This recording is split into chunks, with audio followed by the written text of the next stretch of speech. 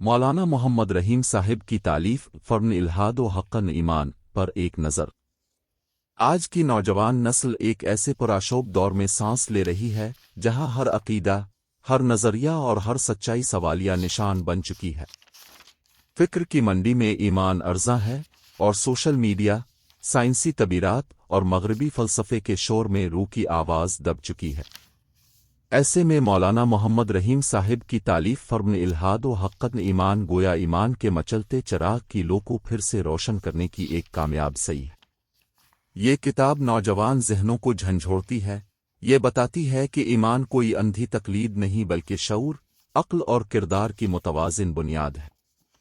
یہ ہمیں یہ احساس دلاتی ہے کہ الہاد دراصل عقل کی ترقی نہیں بلکہ روح کی بغاوت ہے، وہ بغاوت جو انسان کو اپنے ہی خالق سے بیگانہ کر دیتی ہے۔ مولانا محمد رحیم صاحب کی تحریر میں فکری گہرائی بھی ہے اور دعوتی نرمی بھی۔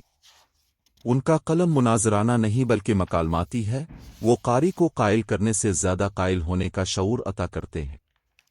یوں یہ تالیف آج کے نوجوان کے لیے وہی کردار ادا کرتی ہے جو تہذیب الاخلاق نے اپنے وقت میں اصلاح امت کے لیے ادا کیا تھا، ایک فکری بیداری، ایک روحانی تجدید۔ فرن الہاد و حقن ایمان محض ایک دینی کتاب نہیں بلکہ اعمال باطنی کی گواہی ہے، یہ زمانے کے فکری اندھیروں میں یقین کی مشعل ہے جو قلوب و اذہان میں روشنی پھیلاتی۔ ملف نے الہاد کو صرف رد نہیں کیا بلکہ اس کی تہ میں اتر کر، اس کے سوالات کو سمجھ کر، ان کے مدلل اور شائستہ جوابات فراہم کیے ہیں۔ یہی کتاب کی سب سے بڑی خوبی ہے کہ یہ رد کے بجائے فہم کا راستہ دکھاتی ہے۔ مولانا محمد رحیم صاحب نے اپنی اس تالیف میں ایمان و الہاد کے پورے فکری تناظر کو 4 جامع ابواب میں منظم کیا ہے۔ الہاد کی تعریف، الہاد کے اسباب، انفرادی و اجتماعی اصلاح، ملحدین کے سوالات کے جوابات۔ یہ 4 ابواب گویا 4 ستون ہیں جن پر اعمال نو کی عمارت قائم ہے۔